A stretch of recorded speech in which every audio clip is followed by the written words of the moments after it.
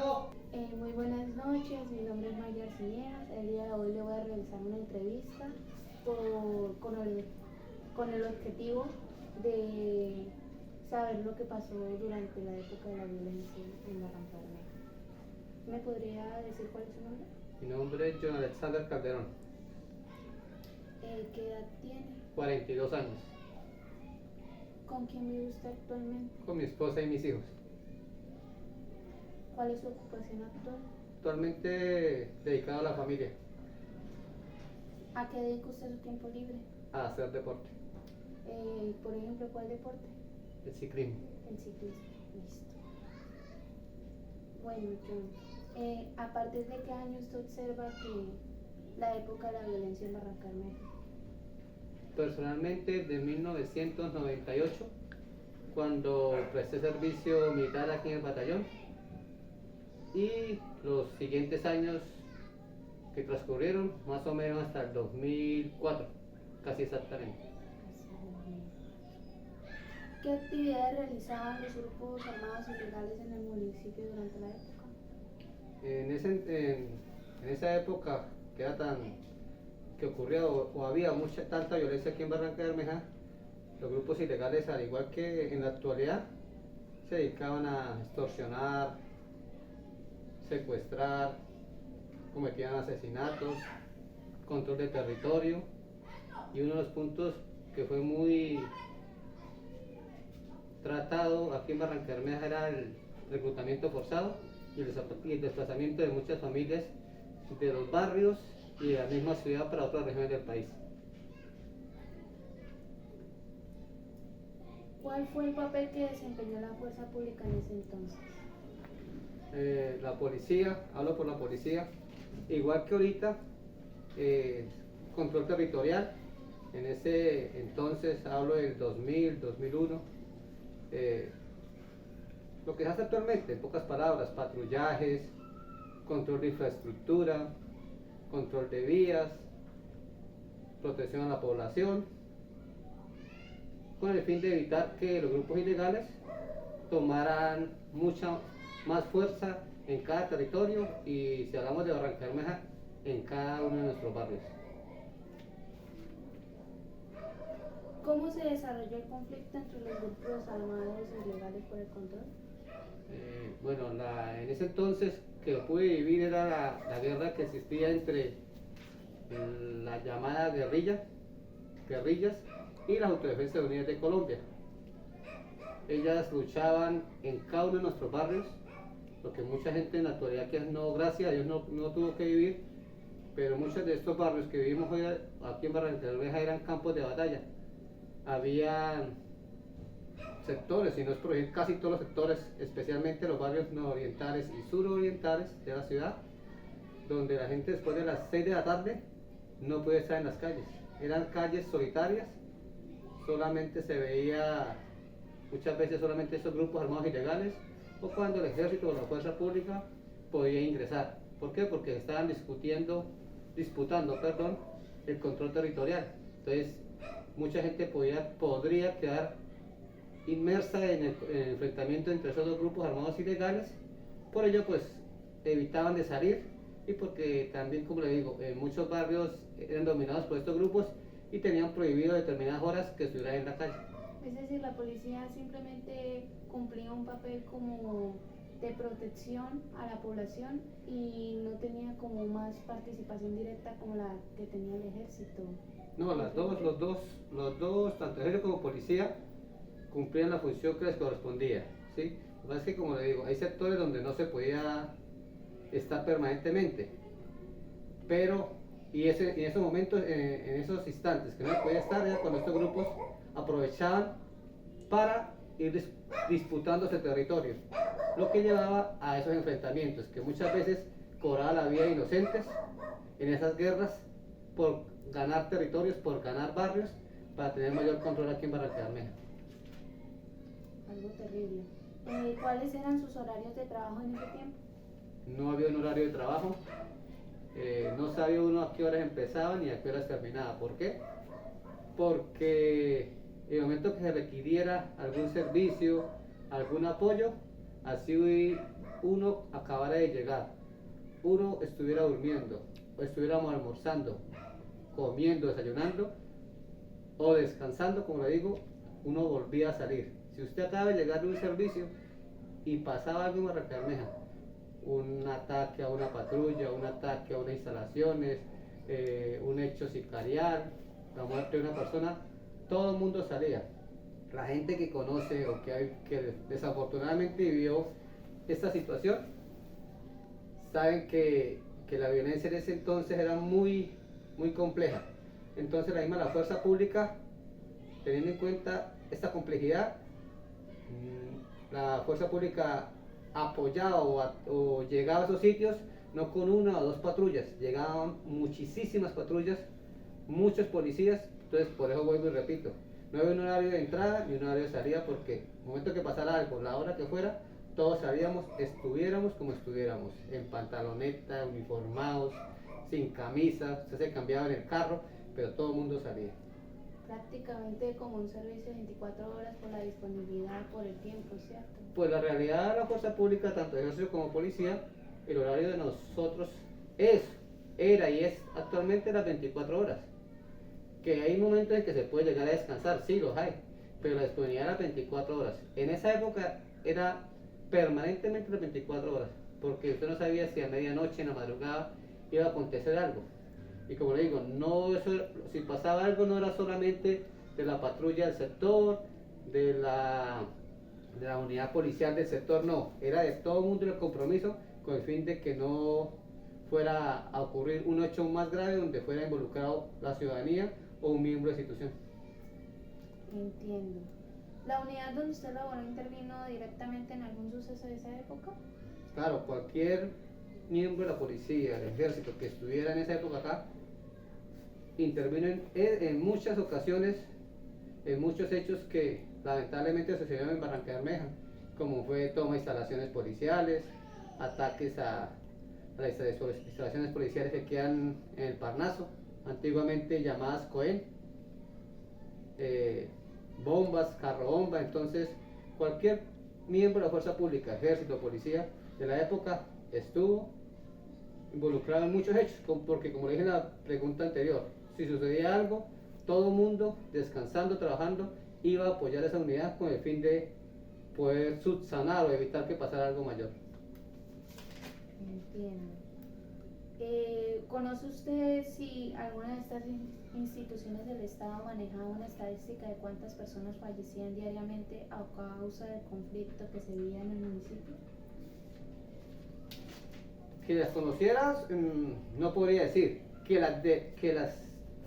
tuvieron que existir, sí, claro, porque el Estado siempre ha manejado o siempre ha tenido ese control estadístico de qué sucede a nivel de delincuencia, a nivel de operatividad, a nivel de hechos delincuenciales en cada municipio y región de Colombia. Actualmente sucede, en esa época también debe haber sucedido. Se tendría que llevar una estadística. ¿Cuál entidad? Pues me imagino que la policía y otras. Pero que uno supiera cuántas muertes que sucedían en ese entonces, hablo yo del 99, 2000, se llegaba a conocer a veces hasta 7, 8 muertos diarios aquí en Barrancabermeja. Actualmente hay muertos, sí, actualmente hay muchos homicidios en Barranca, pero en esa época era mucho mayor las personas que por una u otra forma eran asesinados a causa del conflicto armado aquí en Barrancabermeja, pero las cifras eran grandes, porque tengo una imagen, creo que fue en el 2000, donde algunas entidades del Estado de aquí de Barrancabermeja, que ahorita trabajan como oficinas de atención a los ciudadanos aquí en Barranca, estaban llenas de ataúd, con el fin de poder cubrir la necesidad que había para poder sepultar a tanta gente que era asesinada a raíz del conflicto armado. Entonces usted encuentra entidades donde estaban llenas las bodegas de puros ataúdes, como decimos vulgarmente, cajones, con el fin de poder sepultar a tanta gente que quedaba tirada o que muchas veces no aparecían los familiares de esa época. ¿Usted tuvo relación alguna vez con la recogida de cuerpos, trabajo de campo, trabajo administrativo? ¿Cuál era su rol fundamental, como el rol que siempre manejaba? En los primeros años me desempeñaba como patrullajes por los barrios, pues los sectores de Barranca Bermeja, especialmente las comunas nororientales y surorientales, donde, como dije anteriormente, no podía estar uno o dos policías. En ese entonces se tendrían que estar 15, 20 policías en un solo grupo. Entonces, ese era uno de nuestros roles. Ya posteriormente, que fue cambiando un poco la situación, ya sí desempeñé como unidad de investigación. Entonces sí tenía mucho contacto con el levantamiento o el procedimiento, más bien de evidencia, de recolección de cadáveres, todo cuestión de investigación.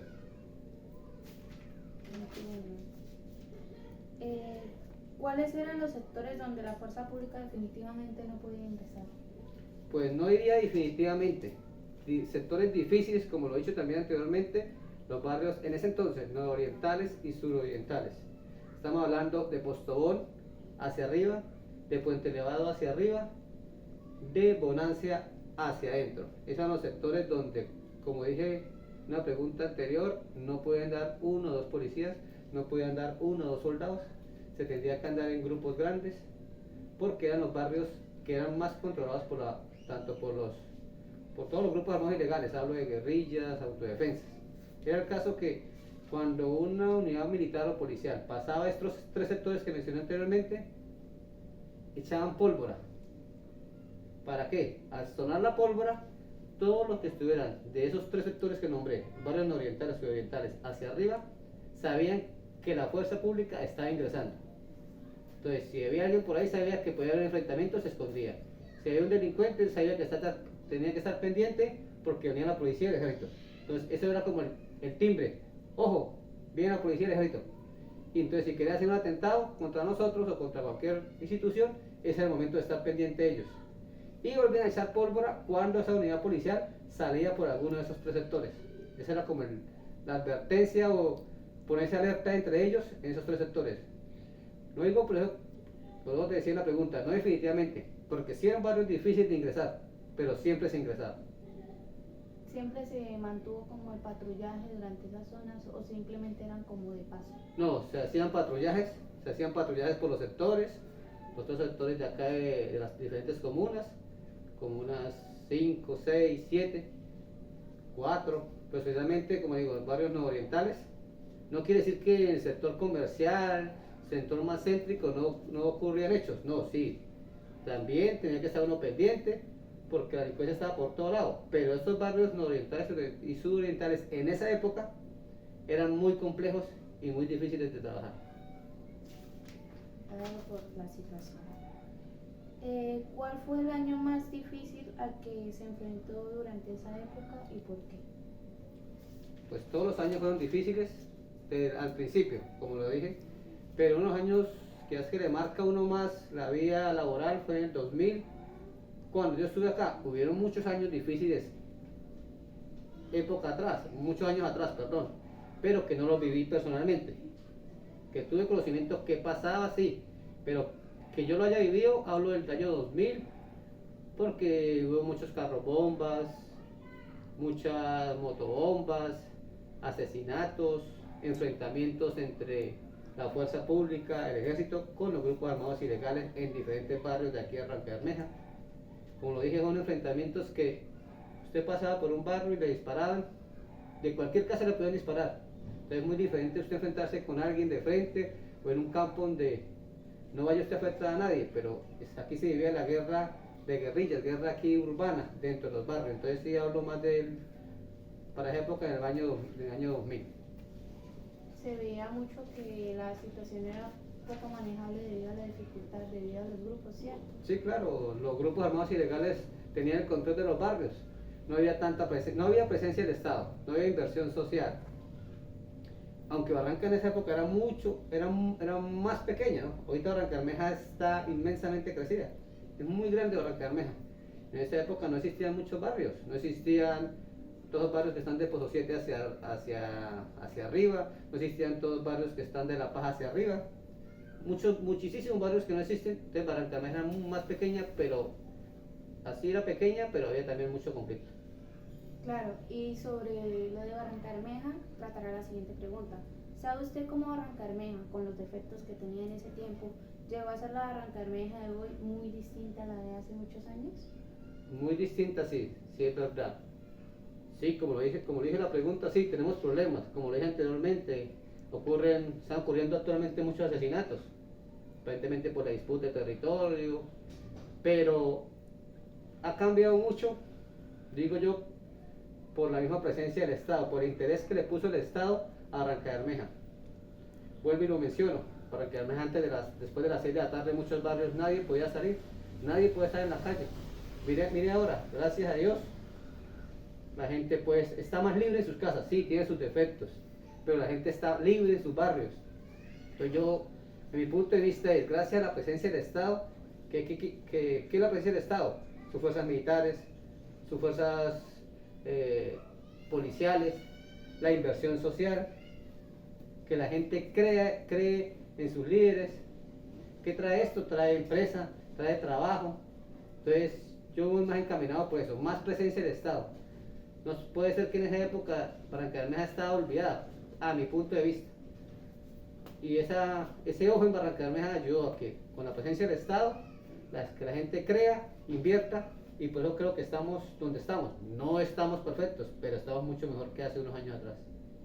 La perspectiva me parece muy interesante. Muchísimas gracias por el tiempo que nos regaló el día de hoy.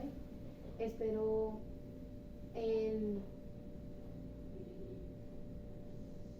parte cortémosla. Muchísimas gracias por su tiempo. Agradecemos que nos haya compartido todos estos datos para conocer un poquito más sobre la historia de Barrancabermeja y lo que ha sufrido en cuanto a la violencia. Con mucho gusto.